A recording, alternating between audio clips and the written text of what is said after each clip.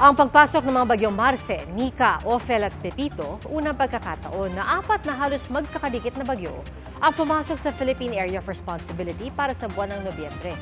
Wala na pong bagyo sa ngayon pero patuloy na nananawagan ng tulong ang mga residenteng binubuo pa rin ang kanilang mga bahay sa Catanduanes. Saksi, si Joseph Moro. Nahati hanggang sa tuluyang tangayin ng malakas na agos ng ilog ang bahagi ng tulay na ito sa Camalaniugan, Cagayan. Dito pa naman dinadaan ng heavy equipment para sa ginagawang Camalaniugan-Apari Bridge. Pinapayagan din itong daanan ng mga motorista sa piling mga oras. Unti-unti nang bumababa ang antas ng Cagayan River. Pero may mga lugar pa ring lubog sa baha gaya sa bayan ng Alcala, Lalo at sa Tuguegarao City. Sa Cabagan, Isabela, malailog pa rin ang tubig sa bahagi ng National Road. Dahil sa lawak ng pinsalang iniwan ng baha sa bayan ng Mawini, isinailalim na ito sa state of calamity. Ganon din sa Aurora Province na labis na hinugupit ng sunod-sunod na bagyo. Sa bayan ng Dipakulaw, pinagbubunot ng malalakas na hangin ang mga puno ng niyog. Pumambalang naman sa kalsada ang mga yero.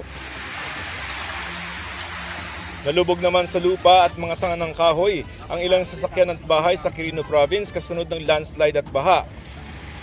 Wala rin kawala sa hagupit ng super typhoon ang mga paaralan sa Pandan, Catanduanes. Wasak ang kisame sa isang silid sa Lumabaw Elementary School. Nabasa na ang ilang gamit ng mga guro. Tulungan niyo po kami, mai-build po ulit ang aming school. Tulungan niyo po kami na makapag-start ulit.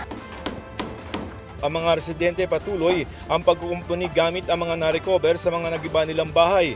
Wala pa rin kuryente sa lugar at bagsak pa rin ang maraming poste. Marami ang nananawagan ng tulong kabilang ang mga taga-Karamoran.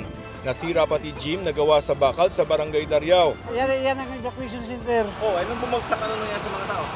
Hindi na nga Halos maubos ang ilang mga bahay sa Barangay Baybay. Ito ang naiwan ng Pepito dito sa Barangay Baybay. Halos wala na talagang natira doon sa kanilang mga bahay. Ang kailangan nila daw ngayon ay mga construction materials, mga yero, kahoy, at syempre pagkain. So halos lahat dito kasi tabing dagat to, walang natira sa kanilang mga bahay at nangangailangan sila ng tulong.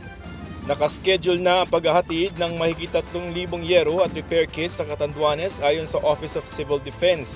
Sabi ng Pag-asa, unang beses nangyari sa kasaysayan ang sunod-sunod na pagpasok sa Philippine Area of Responsibility ng 4 na bagyo. Na-surpass po nito yung ating previous na record way back 1968. So yung ating pong 1968 na record noong November 22 to 24, meron po tayong 3 bagyo na halos sabay-sabay din nasa loob ng Philippine Area of magkakasunod din na nasa loob ng Philippine Area of Responsibility, si Tropical Cyclone Mami, Nina at si Ora. Sa ulat ng DZBB, wala pang namomonitor na low pressure area ang Pag-asa pero posibleng 2 bagyo pa ang dumating bago matapos ang taon. Para sa GMA Integrated News, ako si Joseph Morong, ang inyong saksi.